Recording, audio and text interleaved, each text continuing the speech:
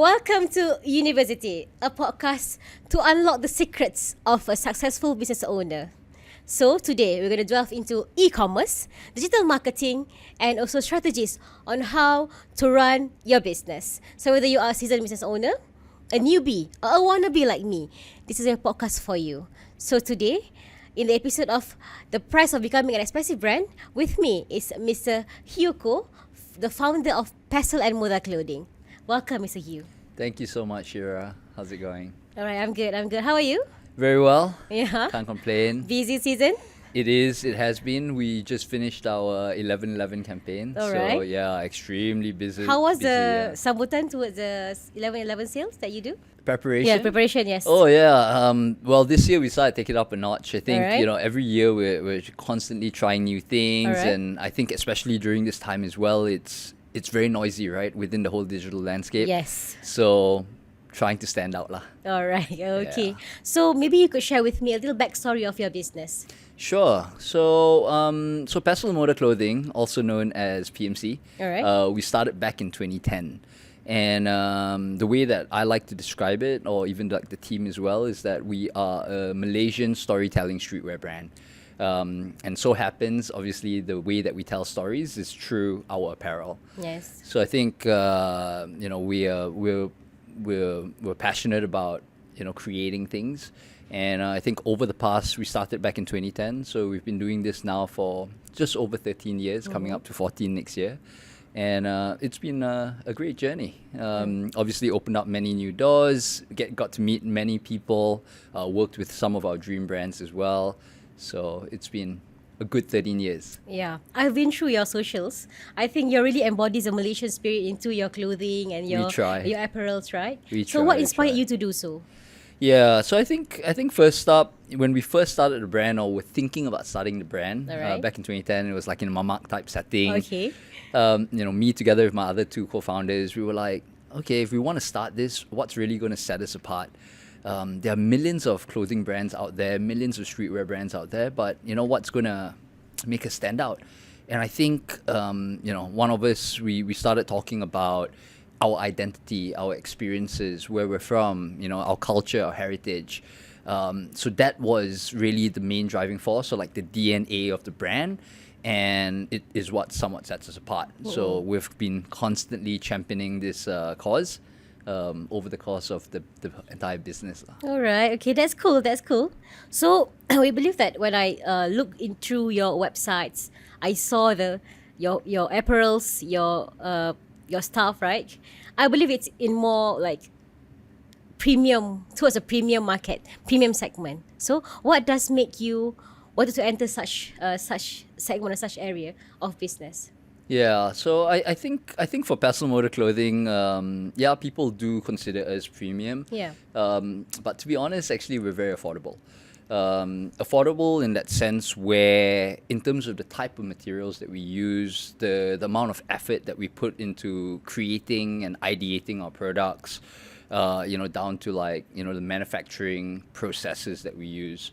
But I think for us, it was not something where we kind of said like, okay, we want to go after the so-called premium market. Alright. It was more of trying to cater towards what we knew. Yeah. Not gonna lie, I think we're very urban in that sense. We grew up in KL City. We've always been living in the city, and we wanted to be able to reach out to people like ourselves. Right. So that was like the natural progression. And yeah, we just wanted to make clothes that we ourselves wanted to wear and that we loved. Yeah. I think back then as well in 2010, we used to buy a lot of Western brands. Yes. But it was not so easy, right? Like e-commerce back in the day in 2010, you were like, hey, don't know if it's going to sampai or not. Correct. Yeah. So we used It's to not like today, right? Exactly. Yeah. Now it's so accessible and Yes. whatnot. So back then it was like the only time we could buy product is when we like travel, or if we do order it online, we gotta hope Yeah. and pray it arrives lah. Yes.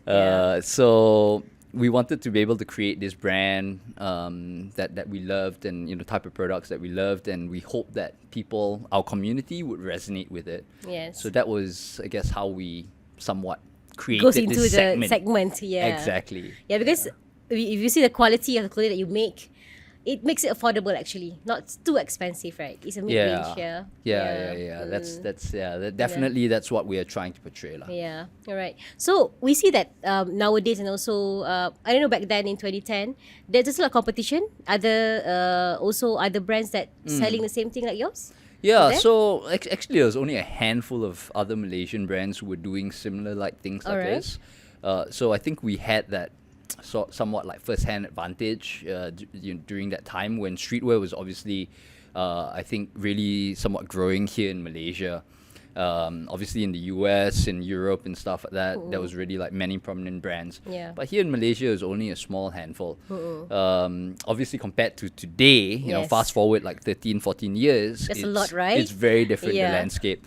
And I think you know, a lot of people somewhat ask like, what do you guys think of it? And to be honest, we're really happy. Yeah. You know, really happy in that sense where the community and Is that's what growing. we need. Yeah. You know, the community is a lot bigger. We definitely it also opens up like a brand new sort of customer base for us as Right. well, who are looking in this direction of like Yeah. streetwear. So yeah, So- keeps us on our toes. Yeah. With this many brands that are popping up right currently, what sets you different from others? Yeah, I think end of the day it still boils down to like the DNA of the brand. All right. We've got like several different like core values that we really embody. Obviously, first part is always like storytelling. Yeah. So everything that we try to do, or everything that we do, actually, you know, we ensure that there's some sort of story behind it. Yeah. And second of all, as well, is, you know, about pushing boundaries. So every year, and that's, I guess, why we've somewhat been around and why I'm still really passionate about what I do, because on a yearly basis, we're always thinking about how can we further improve ourselves, how can we really take it up to that next level. So we have this core value of like pushing boundaries, and you know, whether it be our latest fashion show that we did like this year, it's always like doubling the numbers, doubling like that whole wow factor. Is something that we really strive for. Yeah. So I would say the mindset at the same point of time, like the products and the DNA of the brand is what really sets us apart, lah. So you have a base of customer base that loyals to the principle of your brand, is it? Yeah, I think when it comes to the community, end of the day, we actually focus a lot of our efforts, like Yeah. our marketing efforts, our business efforts, in terms of cultivating that community and building that awareness and also brand love. Yeah. We need that, right? Because without a Yeah. community, then we're nothing. Yes. So definitely, you know, always looking at seeing how we can connect with our customers more, and even for myself, having to go on the ground as well, be it through our events, to be able to connect with people, new or old, Yeah. who have been following the brand. So, you know, we're constantly doing that and building that relationship. With the customer, the community that you build within the brand itself, right? Yes, exactly. Okay, right. Yeah. So, do you find it's like maybe harder to sell such, because you have put your brand as maybe premium in the eyes of masses, right? Yeah. Do you find it's harder to sell it, or do you find it's actually easy because the community that you have built? Yeah, I think to be honest, I would say, you know, if given the choice, selling, you know, a little bit more sort of like mass market products Yeah. compared to like ours, which is a little bit more like curated. Yeah. I would say I think it's easier to be in this segment. Okay. Just because we are able to somewhat set ourselves apart besides the price. Correct. I think if everyone's fighting on that whole price, it is really a lose-lose situation. Correct, yeah. It's honestly, you know, who can offer the best price, and that's where your customers are going to go towards. Obviously, from a customer relationship standpoint as well, that's not what we want, right? I think a lot of times we are really proud to say that, you know, our customers have been following us for many, many years. You know, we have, I think just recently as well, I connected with one who's been almost like from the get-go when we created. Okay. And Wow. we've been doing these type of like different sort of postings on social media, where like Throwback Thursdays. Yes. And we've been highlighting things. So we recently highlighted like our showroom, our first showroom, like back in like 2012. And then there was one of our customers who said like, oh my goodness, I've been there. Oh my goodness, so many good memories. Right. And that's what we want, right? Okay. But I think if we're fighting only from a sense of price point, I think it's very, very different. So Yeah. I think it's easier, or maybe it's a little bit more natural for us. Yeah. Just because, you know, we're storytellers and we're quite in tune with our customers. Yeah. it works a little bit better. Yeah, because you knows your customer better, and the price point that you put is A little bit more justifiable. Yeah, justifiable, correct. Yeah, a little bit with more justifiable. Yes, because if you play the price game, right, currently, there's a lot of people out there are doing it. Exactly. That doesn't set them apart from any other businesses, right? Exactly. Yeah. I mean, everyone's obviously got their own thing going. Yeah. But I think for us, this is a little bit more natural, lah. Yeah. So yeah. So may I know how big the community is that you have currently? Well, a whole mix, right? I Yeah. think obviously on a daily basis we've got new people joining us. We've also got old people who are leaving us as well. I think that's just the way it is. I mean, the way that we somewhat gauge is obviously looking at like our active orders, and it is in the thousands. So even like we use a lot of like different tools. So say for example like our electronic like digital mailers. So we've got like a good base of like 100,000 over there that we actively Send it out every day. send out. No, I wouldn't say every day, but we don't want to spam them Yeah, as well. correct. So I think depending on the occasions, and we tend to also segmentize our customer base. So we try to do a little bit more research, understand, okay, this particular person like Shira, or she wants to buy the premium products, wants to buy like these particular colors. Okay. So we segment you in like a certain group. And then there are obviously the bargain hunters as well. Okay. So, break it up, and depending on the campaign, then we push it out. So that based on way the lah. base, you segmentize them, and it's not all campaigns you're gonna sign up to all lah. Exactly. Right, Yeah. that's clever marketing tips actually, because Well, you don't spam people. Yeah. Like if I saw too many mails come from your brand, Yeah. I might unsubscribe, right? Yeah. Exactly. Exactly. So yeah, we try to do that. Obviously, we're not. We've learned a lot, throughout these 13 years, Yes. and it's been a lot of professionals who have helped us. So yeah, we are where we are today just because of all these people lah. Yeah, that's We're great. That's supported. great. Is there any challenges that you face when you first starting out your business? Many challenges. I think this entire journey has had a lot of ups and also downs. All right. I think first up, like one of the big challenges was that none of us actually came from fashion. Okay. So we Yeah, I heard that you're from architecture. Yeah, before. Correct. Yeah. So even our partners as well, and even majority of the team today, a lot of them actually do not come from fashion. Okay. Right. A lot There's of a them, love of it, right? From the love of it. Yeah. I think all of us are definitely creative at heart. Oh, yeah. So we do have that passion for creativity, and that helps us a lot. But say for example, like finding manufacturers was a big one. And it was literally us like reaching out to our network, going like, hey, do you guys know any like people who can manufacture T-shirts or like cut and sew pieces and jackets? And it was literally like a friend's mom who was like a seamstress. Oh, really? Yeah, she was our first like contact, and she was Okay. like, I can do the T-shirts for you, and I've got a printer that you guys can use. Okay. And it came back really bad lah. The first one came back Alright. really bad. Okay. But we constantly have Improvise looked at and way whatnot. at improving Yeah. and whatnot. But I would say that's one of it. Second of all is I think for myself as well, I'm approaching like that 40 mark. Okay. So not really being that in You're tune not look as like well. one, okay? Basically, you Yeah. look young. Right? Thank Okay. you, thank you, Right? thank you. Yeah, but staying in tune with the customer, right? Okay. Like trying to understand them. I mean, when we first started off, it was literally reaching out to people Your surrounding peers, us. Yeah, yeah. my peers. Yeah. Obviously, we still have that type of customer, but we need to constantly fill in that top of funnel, which is like your new customers, Correct. your university kids, and that's something which we need to be a lot more proactive about.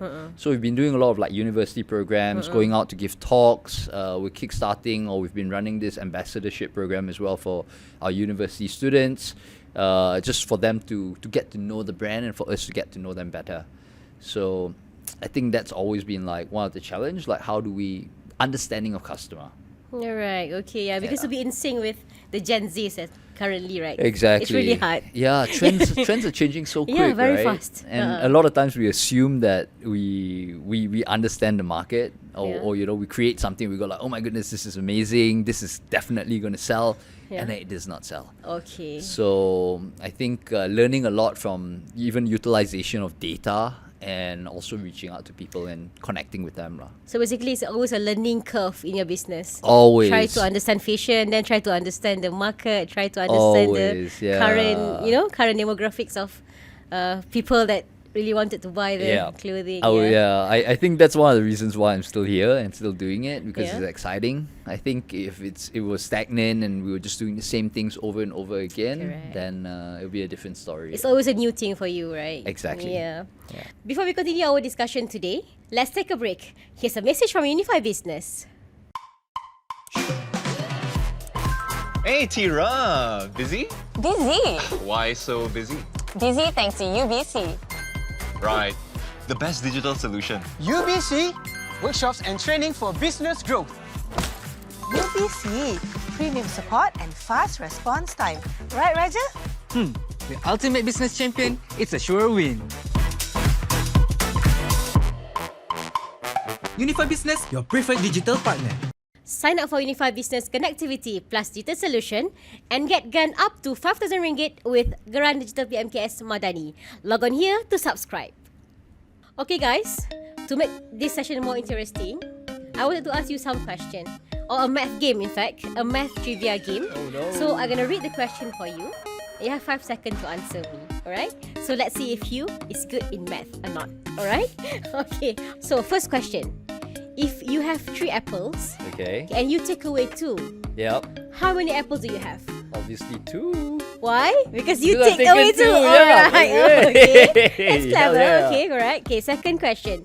If you multiply me by any other number, the answer will always remain the same. Who am I? 1, 2, 3, 4. 1? Alright. That the answer is 0. Why? Because you multiply by 0 is always 0, right? Oh, Okay, yeah. alright. Okay, get Okay, it, get third it. question. Oh my God.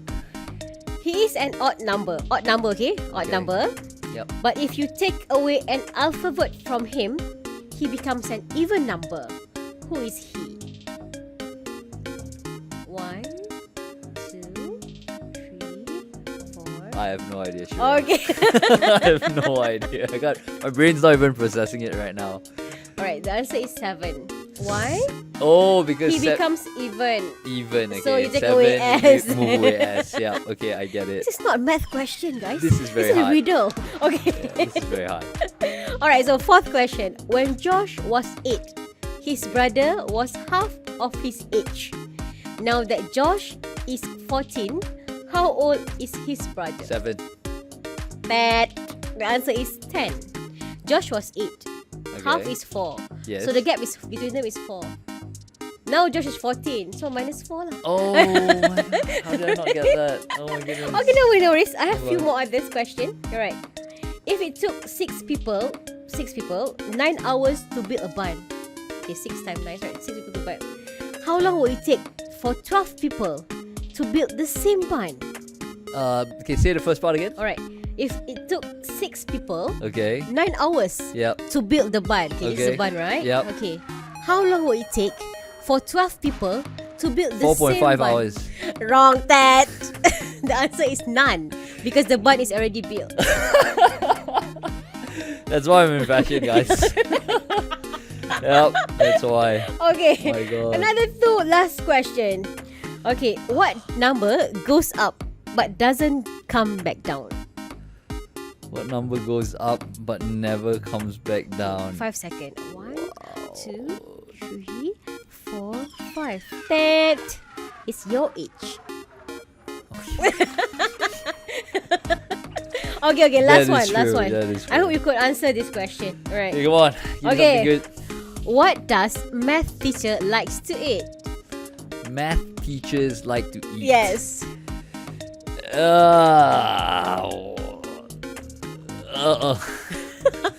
That 5 seconds is up.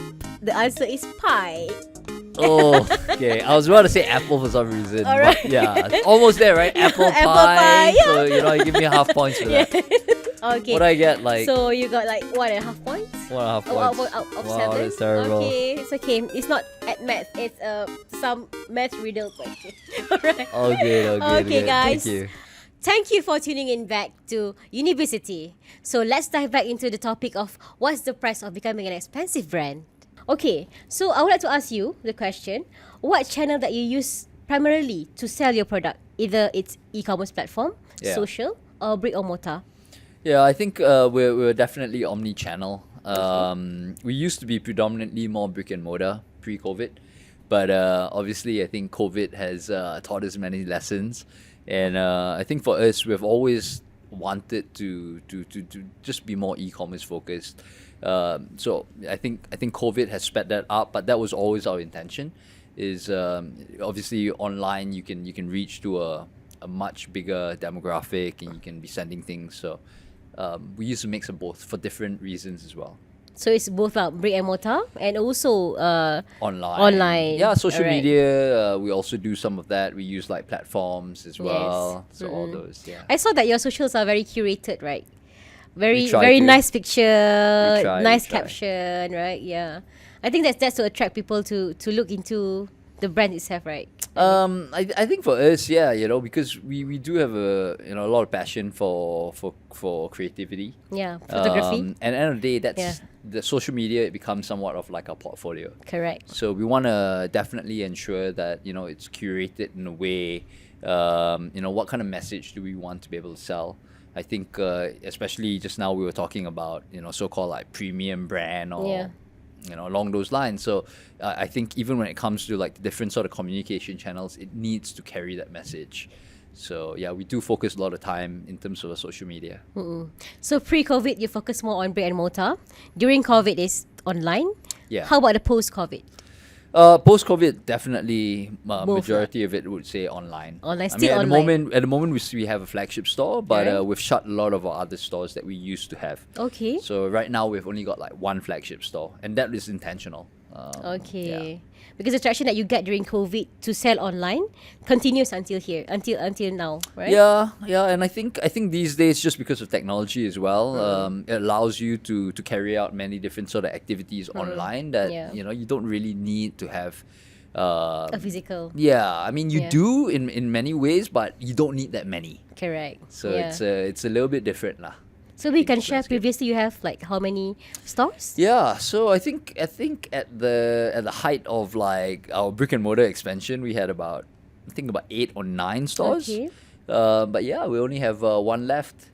Yeah. Yeah. Because of the power of online purchasing, right? So Exactly. only one physical store maintained. Yeah, and Yeah. I think the way that we look at brick and mortar stores these days is very different. I mean, back then was to facilitate sales, but Yeah. right now, like our store is located in APW, Correct. and it's not like a location where there's tons of like footfall compared to malls. Yeah. But that is what we wanted. I think it's more from a branding standpoint of like the association to like the other F&Bs and the other retail stores around us. But at the same point of time, to be able to have a platform that if we want to do events, we can bleed out. Yeah. Compared to like malls, they're very strict, Strict, very yeah. like 10 to 10. You need approvals and all that. Whereas at APW is a little bit more sort of Relaxed, right, free yeah. reign, and then we can bleed out the store. We can be doing a lot of events, parties, and Yeah. things like that. So that's a strategy, guys. Yeah. Yeah. Right. So moving into the next question. So I saw the pricing that you put on your apparels that you sell online. And Sure. So what is your pricing strategy actually? How do you know what price to put on each apparels that you produced? Yeah. I think when we first started off, we were selling a lot cheaper, but that's obviously like different, right? We've improved the quality. Yeah. We have a bigger team. We've improved the marketing and many other aspects of the product itself. But I think a rule of thumb is always, like your margins and also looking at industry standards when it comes to clothing. So, for us, the way that we look at it is that obviously the cost price, we need to be able to make money off that. We need to make sure that, we can pay the staff. We can make sure that we can upkeep, whether it be the stores and all our other operation costs. So that's taken into account. But at the same point of time, we want to make sure that we're also competitive. Yeah. So competitive in that sense, we're competitive compared to our other competition in the space. So we also do a lot of research and see what other brands are selling for. And it's also from a brand positioning standpoint. So there are a lot of brands that we particularly like look up to, or we want the brand to fit that kind of look and feel, or that kind of like price point. So we do look at a few of these different factors. So do you benchmark a local or a foreign? I think a mix, just because even for us, like predominantly we do sell majority of it in Malaysia, Yeah. but we do have an international audience. Okay. So also taking that into account, and even for us as well, we do wholesale. So we've participated in like just a story. We've participated before in like different trade shows, and Alright. I still remember like the first time when we went to the US and we showcased our products, and I think by the time you converted it, it was maybe like $25. Okay. And So it's that- pretty cheap Yeah, there, it was, right? yeah, it was actually very reasonable. Yes. So people were coming through. They were like, "Is this is this is this the wholesale price, or Yeah. why is it so reasonable?" Yeah, right? okay. We're like, "Oh, okay." So This is what we sell in Malaysia. That's why. exactly. So we learn, right? We learn from these things, and obviously, if we're importing the clothes into like somewhere like US, there's going to be like additional tax and all that. So we have to take Okay. all those other things in account. So the price is going to be a bit different lah when you Yes. sell it outside. Yeah, depending on the location Alright. and whatnot. In your opinion, right? Does people also associated pricing with the quality of the apparels that you make? I think naturally people do that. Yeah, right? I mean, if you're paying a premium price, they do expect that. Yeah. And I think a lot of ways when like how we look at it is we always put ourselves in the customer's shoes. If I'm paying X amount of ringgit for this particular jumper that I'm wearing, what does that need to feel like? Yeah. So we always do take that in consideration as well, and put ourselves in our customer's shoes. Yes, right. Yeah. That's great. A nice sweater, by the way. Thank you. Yeah, you. I'll make sure to get one also. Yes. All right. So just now you have like mentioned that through your socials you do storytelling to your Yeah. communities. So what role does this make, and how do you plan this to convince people to buy your product? Yeah. We use social media for different things. Yeah. Obviously, awareness for the brand, awareness of like our campaigns that we're working on, but we also use social media a lot to tell the story like behind the scenes. So I think especially when a lot of times when people see the product, they see the finished product. Correct. And then we smack on a price. But what we want to be able to convey to the customer is that it's not. This product that we created didn't just appear. There is a process. There is the behind the scenes, and I think a lot of people want that connection, Yeah, especially they when want we to talk know. about Correct. the connection with the community, right? So therefore, we do we show a lot of like content of like how we make it. We get the designers to talk about the product, their ideation process behind it. Why did we create it? This particular way. Where did the design inspiration come from? When we're shooting our campaign videos as well, we do like behind the scenes. BTS, yeah. And I think, like I said previously, like the soul of the brand. So we're a brand with like which. There's a team behind it, whether it be myself, whether it be my head of brand or my creative people or the marketing guys within it. All of us have somewhat played a role, and we want to be able to showcase that Yeah. because they are the brand. Yeah. The people are the brands, right? Exactly. Behind that, yeah. Exactly. When people saw that you have shown them what happened behind the scene, they're Yes. more appreciative of your products, right? Exactly. Yeah, Yeah. there is that relationship that you build. So yeah, it's something that we actively look at, and we're constantly curating that type of content. Yeah, I like because I love go to your socials.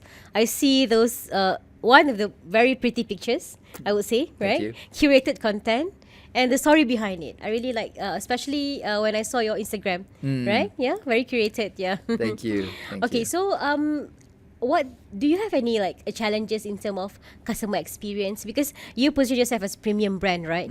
So does it makes different, because when I buy premium, I expect a premium quality of Service. things, premium service. Yeah. So does it translate it also into customer experience that you should showcase to your customer? Definitely. And we've made many mistakes over the past. Be it customers not happy with certain things that we've created, and one thing that I still actively do that I actually actively still do today is I look through all the reviews from the customers. Okay. So we send out emails for all our orders, and Obviously, I'll just skim through really quickly for those customers who are happy or upset. Unhappy, alright. They actually take the time to write us emails. Correct. And I do try to respond to them, or I will at least look at them and get the team to respond accordingly. And I think that helps.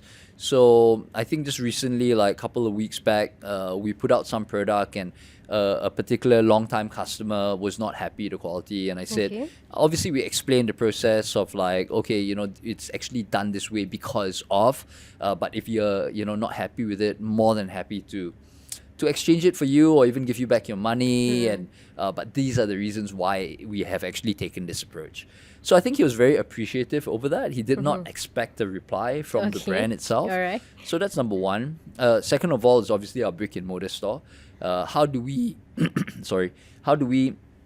ensure that the service is top notch, and we do a lot of training as well for our sales staff, making sure that it's not just about greeting the customer when they come in, but it's that brand education. Yeah. When someone walks into the store, we always tell like the team, like, even if they're not leaving with a bag in hand, they should at least somewhat leave with like knowing a little bit more about Pestle Mortar Clothing. Good experience. Yeah. So asking about how's your day and all that.